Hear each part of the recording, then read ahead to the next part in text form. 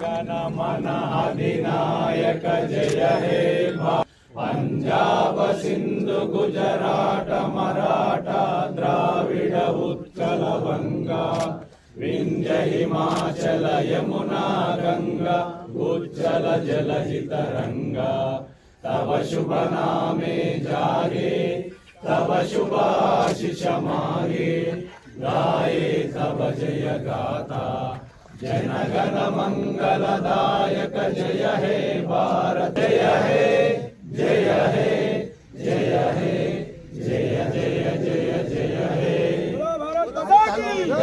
రాసిచ్చినటువంటి రాజ్యాంగం అమలవుతుంటే తెలంగాణ రాష్ట్రంలో మాత్రం అనుముల వారి రాజ్యాంగం అమలవుతున్నట్టుగా కనబడతా ఉంది.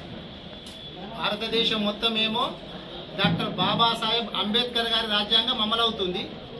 తెలంగాణ రాష్ట్రంలో మాత్రం అనుముల వారి రాజ్యాంగం అమలవుతా ఉన్నట్టుగా కనిపిస్తూ ఉంది. ఎందుకంటే మనం చూస్తున్నాం, ఈరోజు స్వాతంత్ర దినోత్సవ సందర్భంగా 1,06,00,000 స్మార్ట్ రేషన్ కార్డులు ఈరోజు ఇస్తున్నాము అని చెప్పి కాంగ్రెస్ ప్రభుత్వం ప్రకటించింది. స్మార్ట్ రేషన్ కార్డులు దాంతో మరి ఏం లాభం ఉన్నది ప్రజలకు? కోట్ల రూపాయలు పెట్టి ఏమి ఉపయోగం ఉన్నది? స్మార్ట్ రేషన్ కార్డు అనగానే క్యూఆర్ కోడ్ ఇట్లా స్కాన్ చేస్తే చాలు బియ్యం ఏమన్నా వస్తాయా? లేదు. లేకపోతే మనిషికి 6 కిలోలు ఇచ్చేటటువంటి బియ్యాన్ని 7 కిలోలకో 8 కిలోలకో ఏమైనా పెంచుతున్నారా? లేదు. లేకపోతే ఈ రేషన్ సంబంధించినటువంటి బియ్యము అప్పుడప్పుడు పక్కదారి పట్టింది అని చెప్పి చూస్తుంటాం, వింటుంటాం, టీవీలలో చూస్తుంటాం. దానికి ఏమన్నా అడ్డుకట్ట పడుతుందా? దానికి కూడా అడ్డుకట్ట పడదు. మరి ఏమవుతుంది? గతంలో మనందరి ఇళ్ళల్లో రేషన్ కార్డులు ఉంటాయి, కుటుంబ సభ్యులందరి ఫోటోలు ఉంటాయి, దాని మీద వాళ్ళ పేర్లు ఉంటాయి. కానీ ఇప్పుడేం చేస్తున్నారంటే ఆ కుటుంబ సభ్యుల పేర్లు తీసేసి ఒక యజమాని పేరు మాత్రమే పెట్టి ఫోటోలు మాత్రం అన్ని ఫోటోలు తీసేస్తారంట. కుటుంబ సభ్యుల ఫోటోలు తీసేసి రేవంత్ రెడ్డి గారి, ఉత్తమ్ కుమార్ రెడ్డి గారి ఫోటో పెట్టుకుంటారంట దాని మీద. ఇది స్మార్ట్ రేషన్ కార్డ్.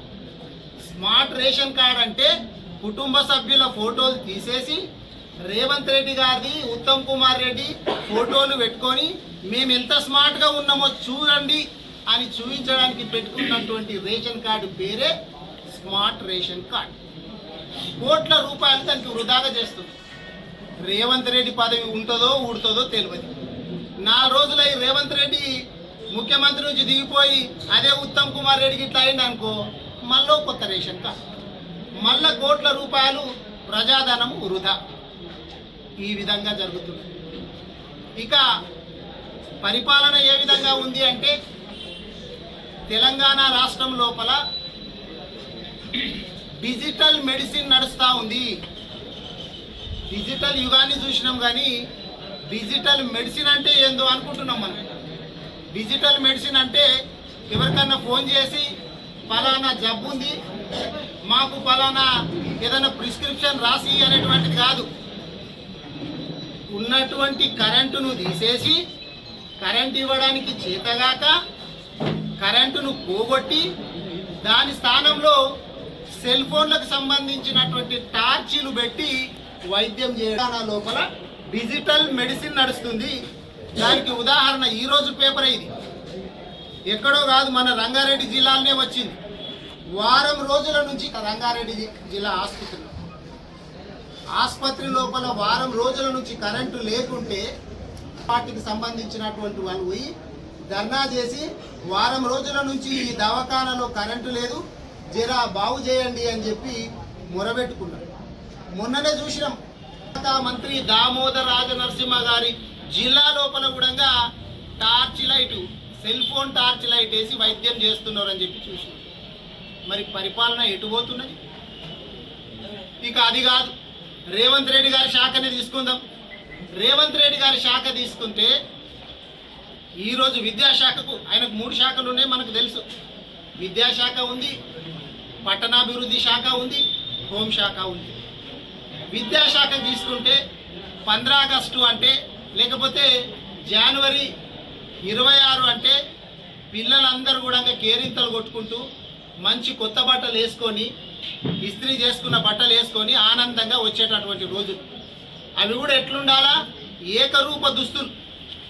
స్కూల్లో ఉన్నటువంటి లేకపోతే కాలేజీలో ఉన్నటువంటి పిల్లలందరూ కూడా కులాలకు సంబంధం లేదు, మతాలకు సంబంధం లేదు, ధనికన పేద అనేటటువంటి సంబంధం లేదు, అందరూ కూడా సమానమే అని ప్రదర్శించాలనేటటువంటి ఉద్దేశం చేత ఎక్కడైనా కానీ గవర్నమెంట్ స్కూళ్ళల్లో, కొన్ని చోట్ల ప్రైవేట్లో కూడా ఉంటున్నాయి, ఏకరూప దుస్తులు, యూనిఫామ్ పెడుతుంటాం. బీఆర్ఎస్ గవర్నమెంట్ ఉన్నప్పుడు స్కూళ్ళు స్టార్ట్ అయ్యే వరకు లేదా మొదటి వారం లోపల డ్రెస్ ఇస్తుంది. అందరు కూడా ఆ పిల్లలు ఆ డ్రెస్ వేసుకొని వీళ్ళు ఏం చెప్పారు తెలుసా? అరే అప్పుడు బీఆర్ఎస్ వాళ్ళు ఇచ్చినటువంటి డ్రెస్సులు ఏం బాగున్నాయి, 3 రోజులకే గుండీలు పోతున్నాయి, 4 రోజులకే కాజాలు పోతున్నాయి, 5 రోజులకే కుట్లు ఊడిపోతున్నాయి, మేము మాత్రము మంచి క్వాలిటీ 2 డ్రెస్సులు ఇస్తాము, మీదికి వెళ్ళి స్టూడెంట్స్కి సంబంధించిన కిట్ ఇస్తాము అన్నాం. ఇప్పటికీ పాఠశాలలు స్టార్ట్ అయిపోయి 3వ నెల నడుస్తూ ఉంది. 3వ నెల నడుస్తూ ఉంది, కానీ ఇప్పటి వరకు ఒక్క డ్రెస్ కూడా ఇవ్వలేరు.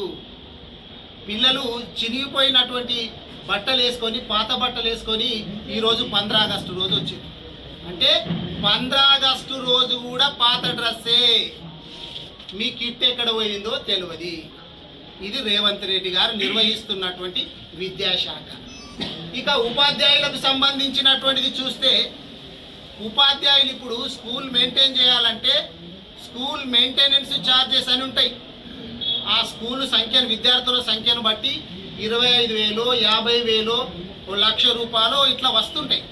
స్కూల్ స్టార్ట్ కాగానే వస్తే ఏంటంటే దాంతో స్టేషనరీ కావచ్చు, ఇంకోటి కావచ్చు, ఏదైనా అవసరాలు ఉంటే వాళ్ళు కొనుక్కుంటుంటారు.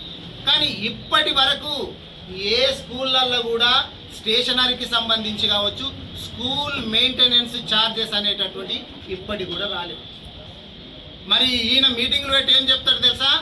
మొత్తం విద్యార్థులది నాది భరోసా, విద్య ఒక్కటే, మనం తెలంగాణ అభివృద్ధి చేయాలంటే విద్య ఒక్కటే మార్గం, మీ అన్నగా నేను రేవంత్ అన్న ఉన్నా అన్నాడు. మరి రేవంత్ అన్న ఏం పని చేస్తున్నట్టు? అటు స్టూడెంట్స్ని చూసుకుంటలేదు, ఇటు టీచర్లను చూసుకుంటలేదు. టీచర్లకు ఇంకొకటి ఏంటంటే ఇవ్వాల్సినటువంటి పిఆర్సీ ఇస్తలేదు. 6 DL పెండింగ్ ఉంది.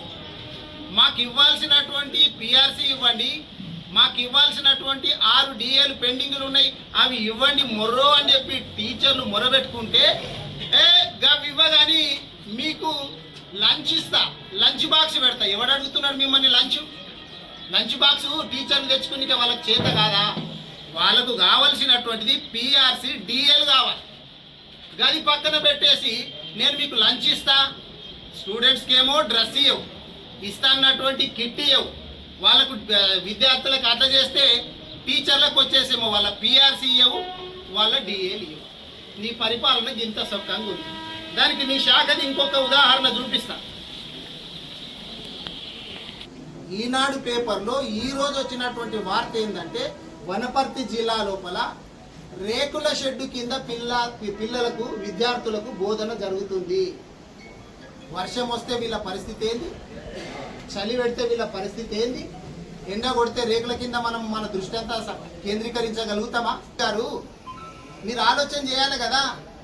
బయట ప్రసంగాలు ఇచ్చుడేమో మాటలు వచ్చేసి కోటలు దాటుతున్నాయి, కాళ్ళు మాత్రం కడప కూడా దాటలేవు రేవంత్ రెడ్డి గారి గవర్నమెంట్. మరి ఏం చేస్తున్నాడు ఈయన? పరిపాలన గాలికి వదిలేసి ఏం చేస్తున్నాడు?